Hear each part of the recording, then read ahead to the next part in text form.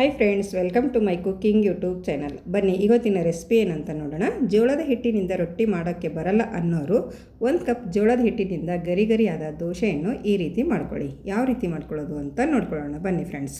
ಇಲ್ಲಿ ಮೊದಲಿಗೆ ಒಂದು ಪಾತ್ರೆಯನ್ನು ತೊಗೊಂಡು ಅದಕ್ಕೆ 1 ಕಪ್ ಆಗುವಷ್ಟು ಜೋಳದ ಹಿಟ್ಟನ್ನು ತೊಗೊಂಡಿದ್ದೀನಿ. ನೋಡಿ, ರೊಟ್ಟಿ ಮಾಡ್ತೀವಲ್ಲ ಅದೇ ಹಿಟ್ಟನ್ನು 1 ಕಪ್ ಆಗುವಷ್ಟು ತೊಗೊಂಡಿದ್ದೀನಿ. ಮತ್ತು 1/4 ಕಪ್ ಆಗುವಷ್ಟು ಅಕ್ಕಿ ಹಿಟ್ಟನ್ನು ತೊಗೋತಾ ಇದ್ದೀನಿ ನೋಡಿ.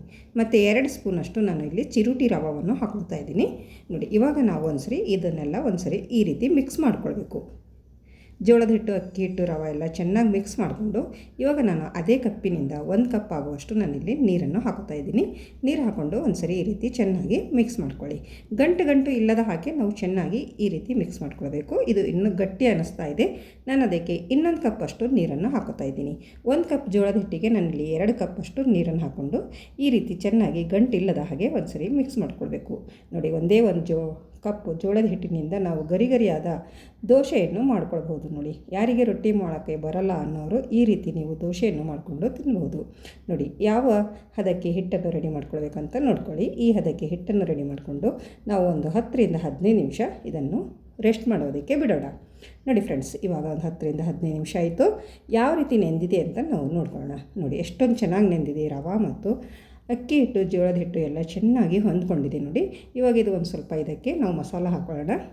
ಒಂದು ಈರುಳ್ಳಿಯನ್ನು ಚಿಕ್ಕದಾಗಿ ಕಟ್ ಮಾಡ್ಕೊಂಡು ಹಾಕೋತಾ ಇದ್ದೀನಿ.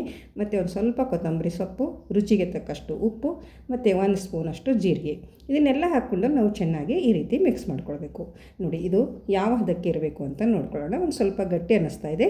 ನಾನು ಮತ್ತೆ ಇನ್ನೊಂದು ಅರ್ಧ ಕಪ್ಪಷ್ಟು ನೀರನ್ನು ಹಾಕ್ಕೊಂಡಿದ್ದೀನಿ. ಇಲ್ಲಿ ಟೋಟಲ್ ಆಗಿ 1 ಕಪ್ ಜೋಳದ ಹಿಟ್ಟಿಗೆ ನಾನು 2.5 ಕಪ್ಪಷ್ಟು ನೀರನ್ನು ಹಾಕ್ಕೊಂಡು ಮಿಕ್ಸ್ ಮಾಡಿದ್ದೀನಿ ನೋಡಿ. ಈ ಹದಕ್ಕೆ ನಾವು ಹಿಟ್ಟನ್ನು ರೆಡಿ ಮಾಡ್ಕೊಂಡು ಇಟ್ಕೊಳ್ಬೇಕು. ನಾರ್ಮಲಾಗಿ ನಾವು ನೀರು ದೋಸೆ ಹಾಕ್ತೀವಲ್ಲ ಅಕ್ಕಿದು ಅದೇ ರೀತಿ ಹಿಟ್ಟನ್ನು ರೆಡಿ ಮಾಡ್ಕೊಂಡು ಇಟ್ಕೊಳ್ಬೇಕಾಗುತ್ತೆ ನೋಡಿ. ಇವಾಗ ಇದು ರೆಡಿ ಆಯಿತು. ಇಲ್ಲಿ ಇಷ್ಟೋ ಮೇಲೆ ಹಂಚು ಕೂಡ ಚೆನ್ನಾಗಿ ಕಾಯೋದಕ್ಕೆ ಇಟ್ಟಿದ್ದೀನಿ. ಕಾಯ್ದ ನಂತರ ನಾವು ಅದಕ್ಕೆ ಈ ರೀತಿ ಎಣ್ಣೆಯನ್ನು ಹಚ್ಕೊಂಡು ಈ ರೀತಿ ನಾವು ದೋಸೆಯನ್ನು ಹಾಕ್ಕೊಳ್ಬೇಕು ನೋಡಿ ಫ್ರೆಂಡ್ಸ್. ಒಂದು ಸ್ವಲ್ಪ ಈ ರೀತಿ ಹಾಕ್ಕೊಂಡು ಎಲ್ಲೆಲ್ಲಿ ಖುಲ್ಲ ಇದೆಯಲ್ಲ ಅಲ್ಲಲ್ಲಿ ನಾವು ಈ ರೀತಿ ಒಂದು ಸ್ವಲ್ಪ ಹಿಟ್ಟನ್ನು ಹಾಕ್ಕೊಂಡು ಈ ದೋಸೆಯನ್ನು ರೆಡಿ ಮಾಡ್ಕೊಳ್ಬೇಕು ನೋಡಿ ಫ್ರೆಂಡ್ಸ್. ಸೂಪರ್ ಆಗಿರುವ ನಮ್ಮ ಜೋಳದ ಹಿಟ್ಟಿನ ದೋಸೆ ಅಂತೂ ತುಂಬಾ ಗರಿಗರಿಯಾಗಿ ಬರುತ್ತವೆ.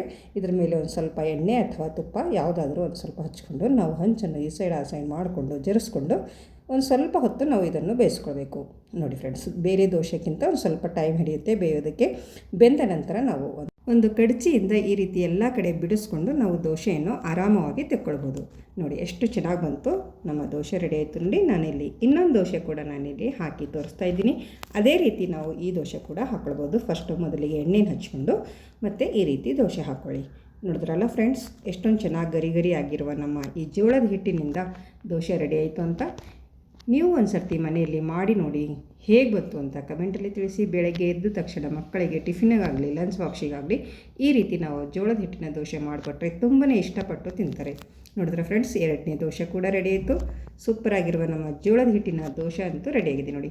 ಇದೇ ರೀತಿ ಜೋಳದ ಹಿಟ್ಟಿನಿಂದ ಮಾಡಿರುವಂಥ ದೋಸೆ ಮತ್ತು ಈ ರೀತಿ ಇನ್ನೊಂದು ರಾಗಿ ಹಿಟ್ಟಿನಲ್ಲಿ ಕೂಡ ನಾವು ಮಾಡ್ಕೊಳ್ಬೋದು ಇದೇ ರೀತಿ.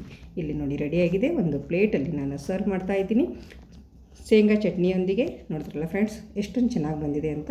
ತುಂಬಾ ಗರಿಗರಿಯಾಗಿರುವ ನಮ್ಮ ಜೋಳದ ಹಿಟ್ಟಿನ ದೋಸೆ ರೆಡಿ ಆಯಿತು. ಐ ಹೋಪ್ ಇವತ್ತಿನ ವಿಡಿಯೋ ಇಷ್ಟ ಆಗಿದೆ ಅಂತ ಅನ್ಕೋತೀನಿ. ಇಷ್ಟ ಆದರೆ ಒಂದು ಲೈಕ್ ಮಾಡಿ, ಶೇರ್ ಮಾಡಿ ಮತ್ತು ಕಮೆಂಟ್ ಮಾಡಿ ತಿಳಿಸಿ. ಈ ರೆಸಿಪಿಯನ್ನು ನಿಮ್ಮ ಫ್ಯಾಮಿಲಿ ಆ್ಯಂಡ್ ಫ್ರೆಂಡ್ಸಿಗೆ ಹೆಚ್ಚು ಶೇರ್ ಮಾಡಿ ಫ್ರೆಂಡ್ಸ್.